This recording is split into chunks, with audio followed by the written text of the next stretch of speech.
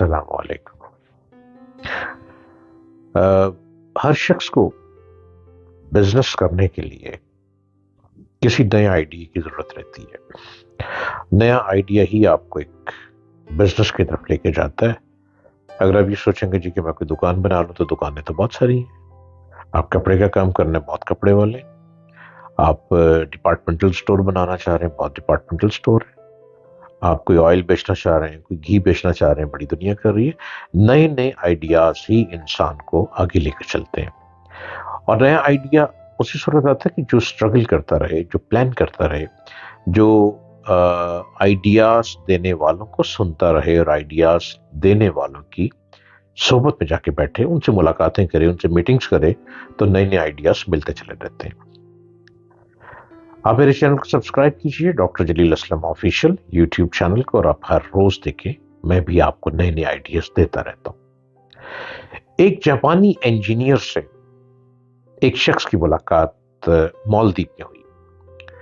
اس شخص نے ایک سوال کے جواب میں، اس جاپانی انجینئر نے کہا کہ سوال کیا اور اس نے جواب دیا کہ جاپان کے جو جغرافیائی حالات ہیں، جغرافیائی حالات نے جاپانیوں کے اندر یہ ذہن پیدا کیا ہے کہ وہ ہمیشہ نیو آئیڈیاز کی تلاش میں رہے۔ جاپان پانی کے اوپر کھڑا ہوا، سارا پانی پانی ہے وہاں پہ، اور وہ نئے آئیڈیاز کی تلاش میں رہتے ہیں کہ اس پانی کے اوپر ہم کیسے بسیرا کریں، اور وہ بسیرا کر چکے ہیں۔ پانی کے اوپر کتنی بڑی بڑی بلڈنگز بنا چکے ہیں وہ ہمیشہ نئے آئیڈیاز کی تلاش میں رہتے ہیں۔ وہاں بار بار موسم بدلنے میں کوئی دیر نہیں کرتا، موسم بدلتے رہتے ہیں، زلزلے اور طوفان سے بار بار نئے حالات پیدا ہوتے ہیں۔ جاپان میں بہت بارش، بہت طوفان آتا ہے، اس لیے جاپانیوں کو بار بار یہ سوچنا پڑتا ہے کہ بدلے ہوئے حالات کا مقابلہ کرنے کے لیے وہ کیا کریں۔ اس صورتحال نے نئے خیالات کی تلاش کو جاپانیوں کا مستقل مزاج بنا دیا۔ جس شخص میں مستقل مزاجی نہیں ہے، وہ کسی بھی کام میں کامیاب نہیں ہے۔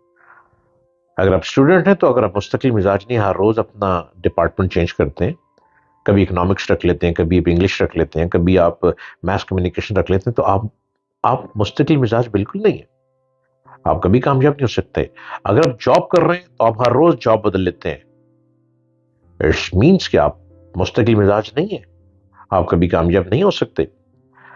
مستقل مزاج ہونا پڑے گا۔ جاپانیوں کی مثال کو دیکھتے ہوئے کہ جاپان پانی پہ کھڑا ہے، پانی کے اوپر کیسے بسیرا کر لیا، کتنی بڑی بلڈنگز بنا لی، اور ہر وقت وہ آئیڈیاز میں رہتے ہیں۔ اور جاپان میں کبھی زلزلہ آ رہا ہے، کبھی طوفان آ رہا ہے، کبھی بارشیں ہو رہی ہے، کبھی پانی آ رہا ہے، کبھی کچھ نہ کچھ ہو رہا ہے۔ یہی مزاج ہے دوسری جنگ عظیم کی بربادی کے بعد جاپانیوں کے کام آیا کہ انہوں نے جنگ کے بعد بدلے ہوئے حالات کی روشنی میں اپنے معاملے پر دوبارہ اثر نو غور کیا، اور نئے حالات کے مطابق نیا منصوبہ بنا کر دوبارہ زیادہ بڑی کامیابی حاصل کی۔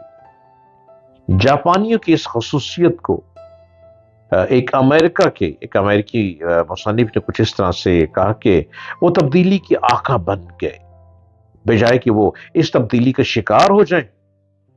ایک امریکن فلاسفر وہاں گیا، وہ حیران ہو گیا کہ یہاں طوفان آ رہے ہیں، یہاں زلزلے آ رہے ہیں، یہاں بارشیں ہو رہی ہیں، یہاں پانی ہی پانی ہے، ہر جگہ پانی ہے، لیکن وہ لوگ اس کے عادی ہو گئے، اور انہوں نے اسی پہ بسیرا کر کے اپنی لائف کو بدلنا شروع کر دیا۔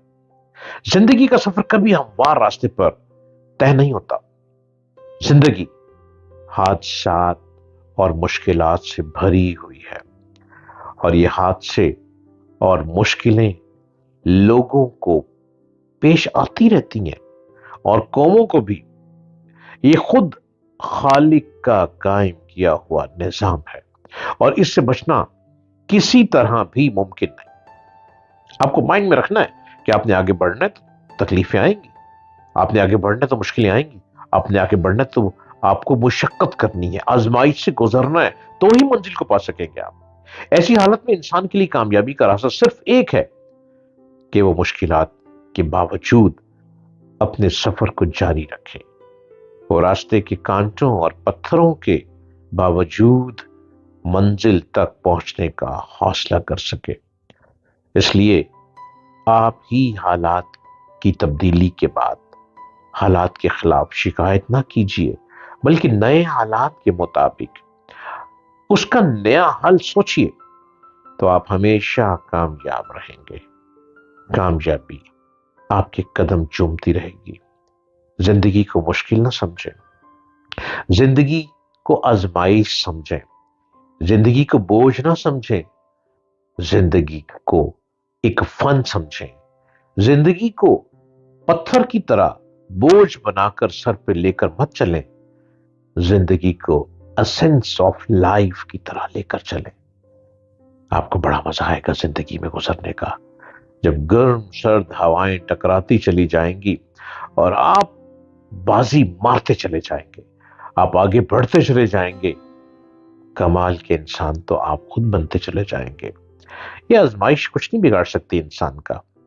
دیکھیں انسان تو چاند پہ چلا گیا، انسان آسمان پہ پرواز کرتا ہے، یہ ہوائی جہاز کیا ہے؟ فلائنگ، آسمان پہ پرواز کرتا ہے، پہاڑوں کو کاٹ دیتا ہے، وہاں پہ سڑکیں بنا دیتا ہے، اور انسان کہاں سے کہاں پہنچ گیا۔ یہ آزمائش، یہ تکلیفیں، یہ بڑے بڑے پتھر اور یہ پہاڑ، یہ انسان کا کچھ نہیں بگاڑ سکتے۔ تبھی تو انسان کو اشرف المخلوقات کہا گیا ہے، اور وہ اشرف المخلوقات ہی ہے جو ارادہ کرتا ہے اس میں کامیاب ہوتا ہے، جو سوچتا ہے اسے کر دکھاتا ہے، اور جو خواب دیکھتا ہے اس کو زندہ تعبیر بنا دکھاتا ہے۔